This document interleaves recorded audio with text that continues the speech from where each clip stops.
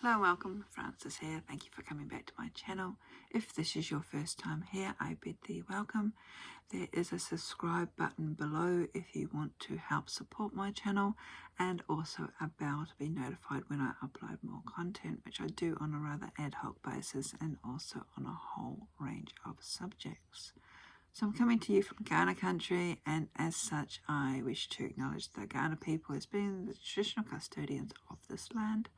And in doing so, I pay my respects to their elders past, present and emerging.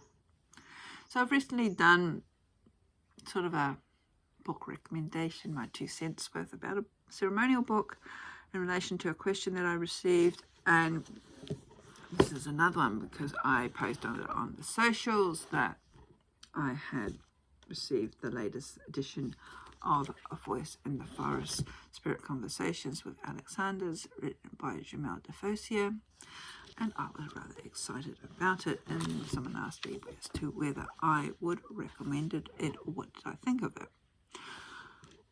Okay, I do have Jimahl's original edition. Well, it's not original, it's their previous edition, which has been expanded and revised from the first edition, which I don't have. So there is a little bit of a backstory if you don't really know what happened. These books are, I think, rather unique.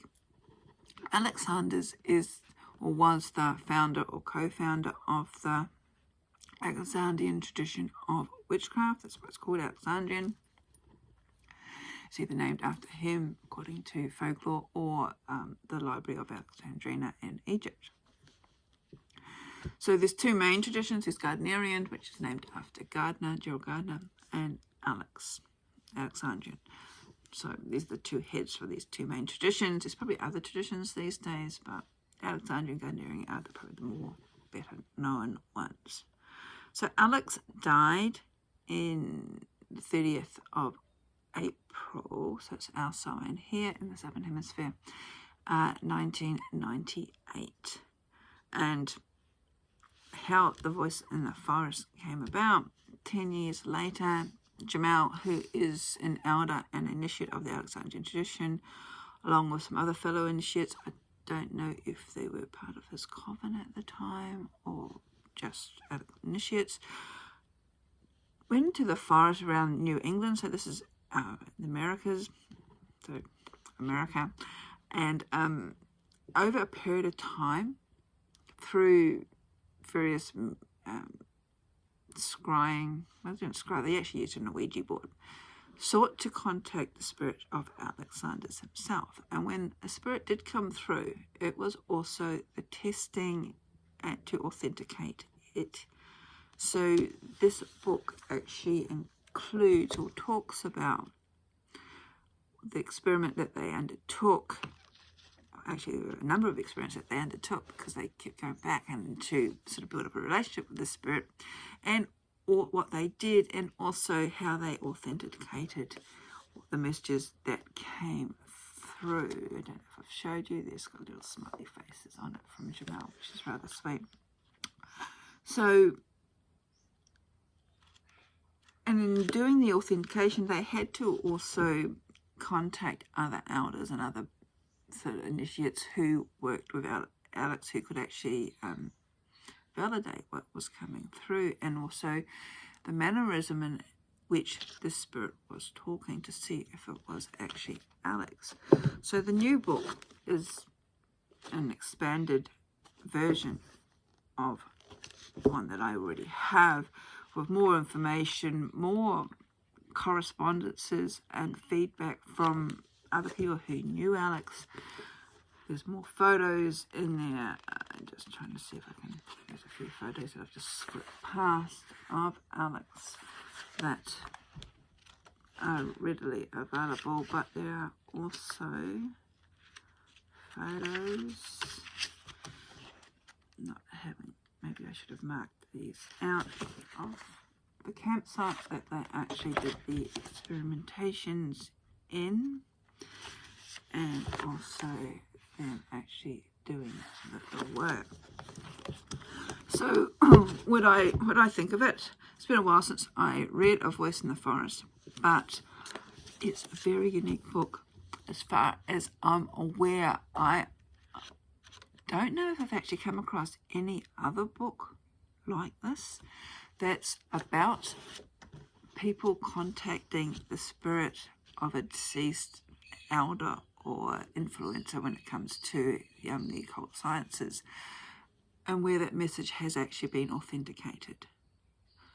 Yeah, so it's a very unique book. The messages that came through too were very unique. So much so that Maxine, who was Alex's wife, who's still with us, which is fantastic, mentioned, and it's on the back of the blurb of the new edition, saying the contact described within the book is so obviously true. It gave me goosebumps. So that's something that Maxine said, and she would know because she was married to Alex. I would say yes, if you are interested in initiatory witchcraft, Gardnerian, Alexandrian, to me it doesn't really matter. And also finding out a little bit more about Alex, even though this is through his spirit work, but also through the initiates. Because unlike Gerald Gardner, Alex didn't write any books. So we don't know a lot about the man from his own words. We know about him from other people who put out books. And this is why, and I saw a recent post that, and I can't remember which book, I think it's actually A Coin for the Ferryman, that Jimahl put out a number of years ago as well. I think it's come back into print again, which is fantastic. This is probably one of my favourite books about Alex.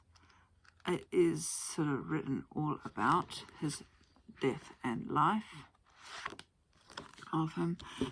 And if it is being reproduced, I would definitely recommend getting that if this is an area of witchcraft that you are interested in, because there's so much, should we say, rumours, misinformation out there. I don't know if it is a thing these days for people who aren't interested in initiatory or religious witchcraft to attempt to, what do you even say, defame the elders.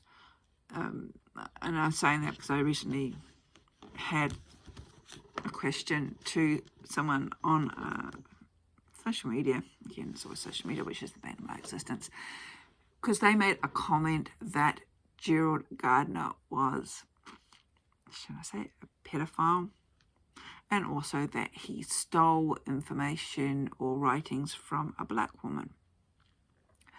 Now, I'm not Gardnerian, so I can't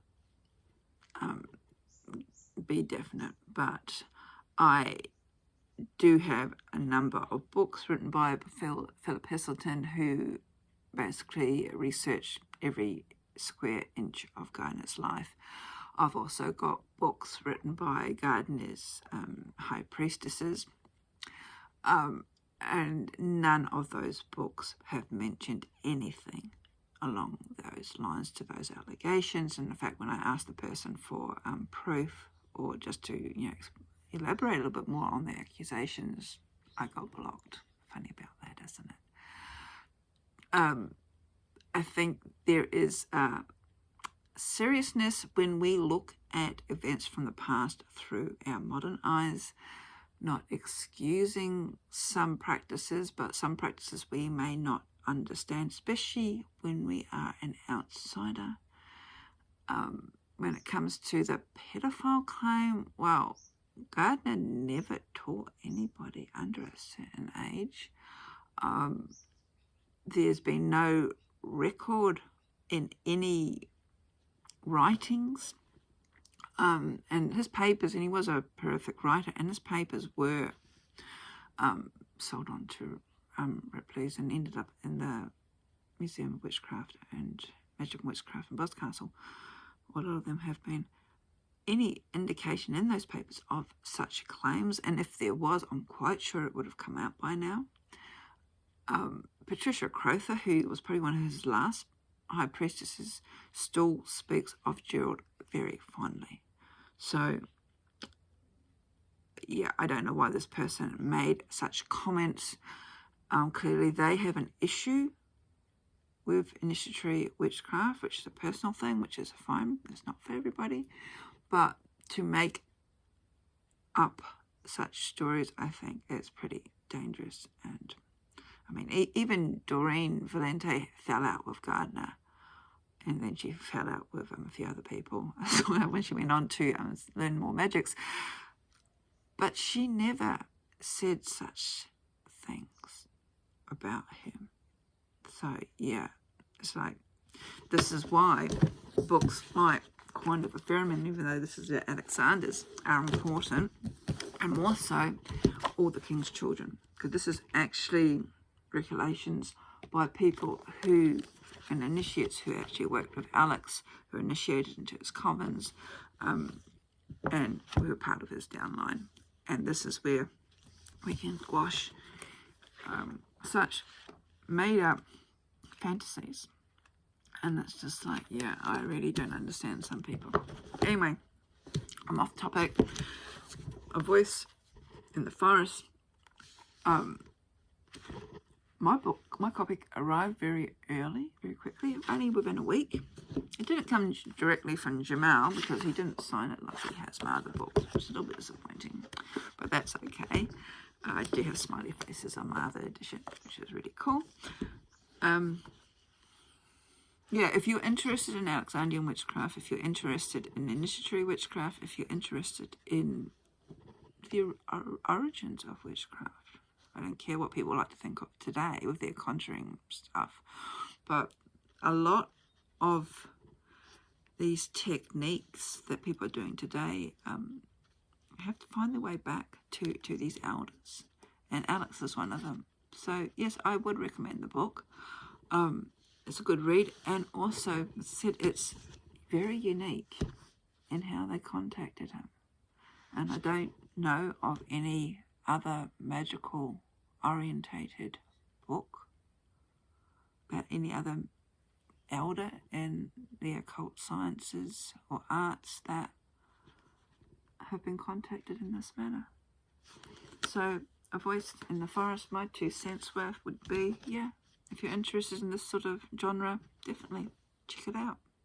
Blessings.